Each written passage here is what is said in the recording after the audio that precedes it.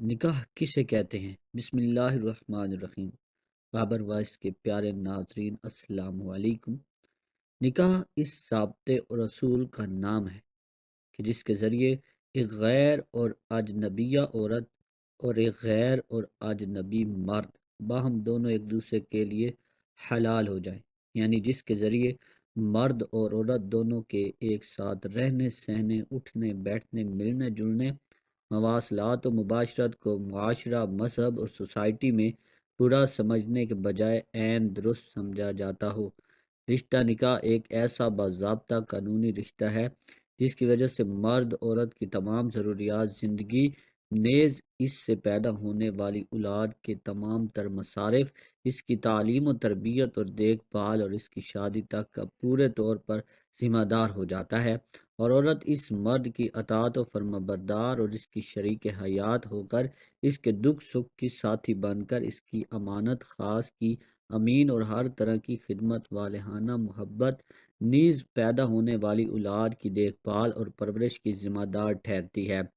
اسلام نے نکاح کو ایک جامع مکمل سہل اور آسان ترین قانون ازدواج بنایا اور عذر شرعی کو نظر انداز کیے بغیر مرد اور عورت کو آزادی دیتے ہوئے بتایا کہ نکاح ایک قانونی معاہدہ ہے جس کے ذریعے ایک غیر اجنبی عورت حلال و جائز ہو جاتی ہے، اور وہ منعقد ہوتا ہے ایجاب و قبول سے، اور دونوں میں سے ہر ایک دوسرے کے الفاظ سن لے۔ اس پر دو مرد یا ایک مرد عورت گواہ ہوں، مگر وہ گواہ آزاد ہوں، بالغ ہوں، مسلمان ہوں، اور دونوں فریق کے ایجاب و قبول کے دو بول سنیں۔ نکاح قبل از اسلام تاجدار دو عالم صلی اللہ علیہ وآلہ وسلم کے ظہور سے قبل، جبکہ موسوی کی صورت مسخ ہو چکی تھی، شریعت عیسوی کے خد و خال مجہول ہو چکے تھے، پوری دنیا جنسی استحصال کا اکھاڑا بن چکی تھی، بالخصوص ملک عرب تو اس طرح کی برائیوں کی آماج گاہ بن چکا تھا۔ اس وقت ان کے یہاں نکاح کی متعدد صورتیں جو کہ انتہائی کبیح و شرمناک تھی۔ نکاح الاتسبدع، نکاح کا یہ شرمناک طریقہ اہل عرب میں رائج تھا۔ ایک شخص اپنی بیوی سے کہتا کہ جب تم اس بار حیض سے پاک ہو جائے تو فلاں شخص کو دعوت مباشرت دینا اور ہر طرح کی کوشش کرنا کہ وہ تیری بات ضرور مان لے، اور جب عورت اس مطلوب شخص کو اپنے مقصد خاص کے لیے راضی کر لیتی تو اس کا شوہر اپنی بیوی سے الگ تھلگ رہتا اور اس سے وہ اجتناب کرتا جب تک اس مطلوب شخص کی توجہ خاص کی بدولت آثار حمل ظاہر نہ ہو جائے، اور جب اسے یقین ہو جاتا کہ میری بیوی اس غیر مرد سے حاملہ ہو چکی ہے، تب جا کر اپنی بیوی کے پاس آنا جانا شروع کر دیتا۔ شوہر ایسا اس لیے کرتا تاکہ بچہ پسندیدہ مصاف کا مالک ہو۔ اس کی وجہ یہ تھی کہ عرب اپنے اکابر اور ان نمایاں لوگوں سے شجاعت، وجاہت اور مردانہ اوصاف میں سردار مانے جاتے، اور ان کی خواہش ہوتی کہ انہیں صفات کا حامل بچہ پیدا ہو۔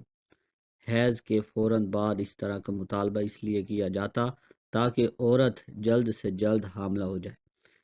حیض شروع ہونے سے قبل اور حیض ختم ہونے کے بعد کئی دنوں تک عورت کا رحم کھلا رہتا ہے، اور عورتوں کو عام دنوں کے مقابلے میں ان ایام میں خواہش جمع قدرے زیادہ ہوتی ہے، جس میں استقرار حمل کا احتمال غالب ہوتا ہے۔ 2، نکاح المتع، یہ عارضی اور وقتی نکاح ہوتا ہے۔ اس میں دن متعین ہوتا، مرد ایک اجنبی عورت سے ایک خاص مدت معلومہ تک کے لیے شادی کرتا، وقت معدہ گزر جانے کے بعد دونوں میں جدائی ہو جاتی۔ عارضی اور ٹیمپریری شادیاں ہوتی، مثلا اگر کوئی شخص اپنے وطن اور بیوی سے دور کسی دوسرے شہر میں کچھ دن مہینے قیام کے لیے عارضی طور پر جاتا اور محسوس کرتا کہ عورت کے بغیر نہیں رہ سکے گا اور خوف معاشرہ دامن گیر ہوتا، تو اپنی مدت کے لیے کسی اجنبیہ عورت سے نکاح کر لیتا جسے متع کہا جاتا، یا اپنے شہر و محلہ ہی میں رہ کر ایک مدت معینہ کے لیے نکاح کرتا، یہ متع کہلاتا ہے۔ نکاح البدل، یہ بھی دور جاہلیت کے عربوں کا ایک طرح سے طریقہ نکاح تھا۔ اس کی صورت یہ تھی کہ ایک شخص دوسرے شخص سے کہتا کہ تو میرے حق میں اپنی بیوی سے دستبردار ہو جا، میں تیرے حق میں اپنی بیوی سے دستبردار ہو جاتا ہوں، یعنی خواہشات نفسانی کی مزید تسکین، نو در نو تناؤ اور ذائقہ بدلنے کے لیے بیویوں کے باہم تبادلے کا طریقہ اپنایا جاتا۔ اس طرح کے شرمناک طریقے کو نکاح البدل کہا جاتا۔ نکاح الشغار، دور جاہلیت میں یہ بھی عربوں کا ایک طریقہ نکاح تھا، جس کا طریقہ یوں ہوتا تھا کہ ایک شخص اپنی بیٹی یا بھتیجی یا بہن کی شادی کسی دوسرے کے ساتھ اس شرط پر کرتا تاکہ وہ بھی اپنی بیٹی یا بھتیجی یا بہن کی شادی اس کے ساتھ کر دے، اور ان کا آپس میں کوئی مہر نہیں ہوتا۔ اور کبھی ایسا کہ ایک شخص دوسرے سے کہتا کہ میری بیوی امید سے ہے، اگر بیٹی پیدا ہوئی تو اسے تمہارے نکاح میں اس شرط پر دیتا ہوں کہ جب تمہاری بیوی بیٹی جنے تو اس کی شادی مجھ سے کر دینا۔ نکاح الخدن، عربوں میں ایک برائی یہ بھی تھی کہ بغیر نکاح پڑھائے بڑی خاموشی کے ساتھ کسی عورت سے جنسی تعلقات پیدا کر لیتے۔ جب تک بات چھپی رہتی یہ سلسلہ عیش و طرب جاری رہتا، اور جب بات کھل جاتی تو وہ اس عورت سے کنارہ کش ہو جاتے۔ ان کا خیال تھا کہ چھپ کر جنسی تعلقات قائم کرنے میں کوئی حرج نہیں، ہاں اگر یہ بات ظاہر ہو جائے تو البتہ قابل ملامت ہے۔ قرآن حکیم کی اس آیت کریمہ میں اس کی طرف اشارہ ہے، انہیں عقد میں لا کر اپنے پاس رکھو، نہ زناہ کاری کی نیت سے نہ ہرانے کی غرض سے۔ سورۃ النساء۔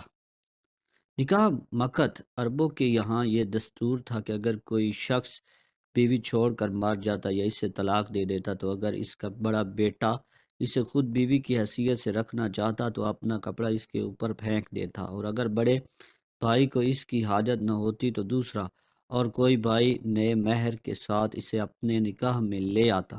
دور جاہلیت میں اسے نکاح مکد کہا جاتا تھا، اور اس سے جو بچہ پیدا ہوتا وہ مقیت کہلاتا، یعنی حقارت کی نظر سے دیکھا جانے والا بچہ۔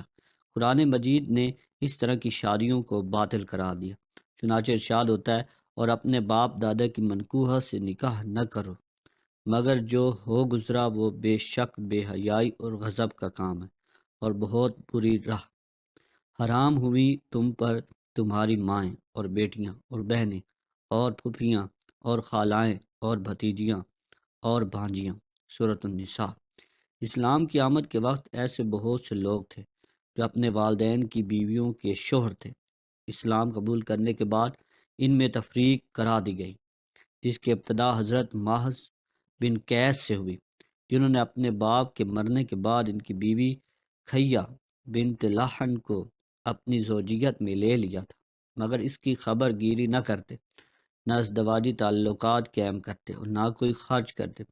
اسلام لانے کے بعد اس عمل کو ناپسند کرتے تھے جو ایام جہالت میں انہوں نے کر لیا تھا۔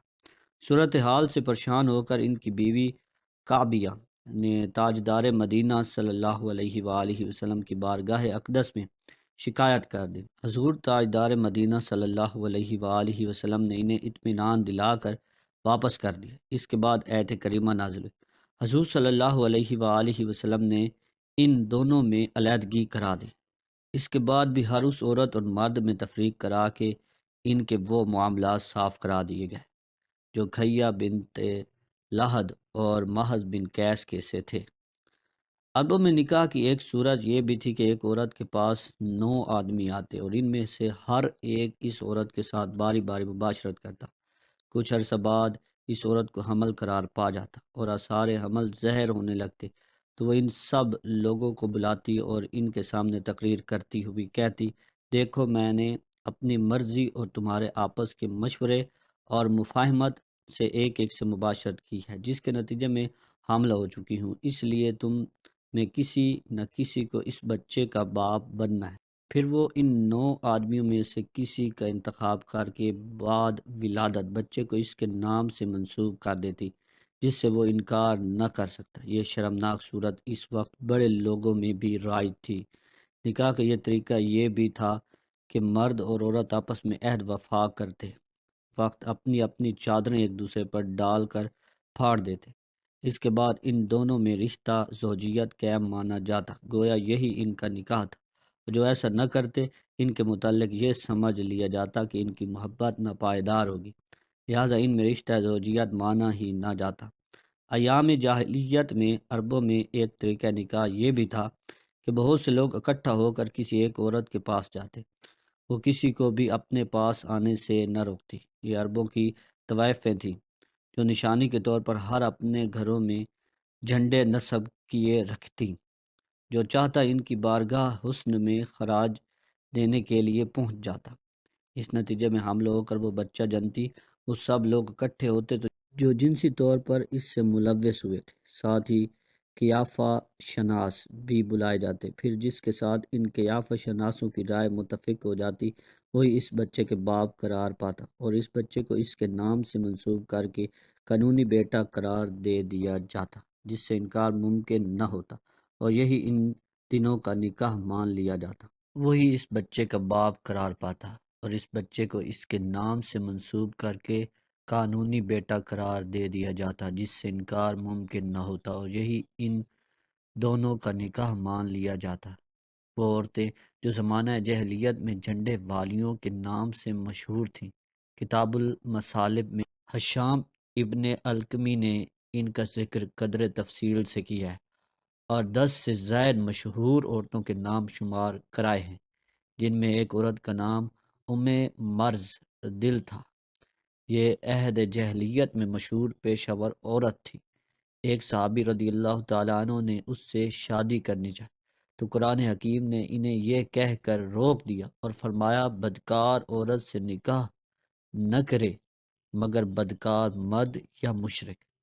سورہ نور۔ اناک دور جاہلیت کے مانے ہوئے شاہ زور مرشد سے اس کا یارانہ تھا۔ مرشد کے اسلام لانے کے بعد آناک جب ان سے حسب عادل ملی اور ایک بار پھر داد پیش کی دعوت دی، مگر انہوں نے یہ کہہ کر اس کی دعوت مسترد کر دی کہ زنا کو اللہ عز و جل نے حرام فرمایا ہے، اب پرانی باتوں کو بھول جا۔ اس طرح کی 10 سے زائد عرب کی وہ مشہور طوائفیں تھیں جو جھنڈے والیوں کے نام سے بہت مشہور تھیں، جن کے ناز و انداز اور حسن پر عرب والے دیوانے تھے۔ آج کی ویڈیو آپ کو کیسی لگی ہے کمنٹ باکس میں ضرور بتائیے گا، اور ہمارے چینل بابر وائس کو ضرور سبسکرائب کیجیے گا۔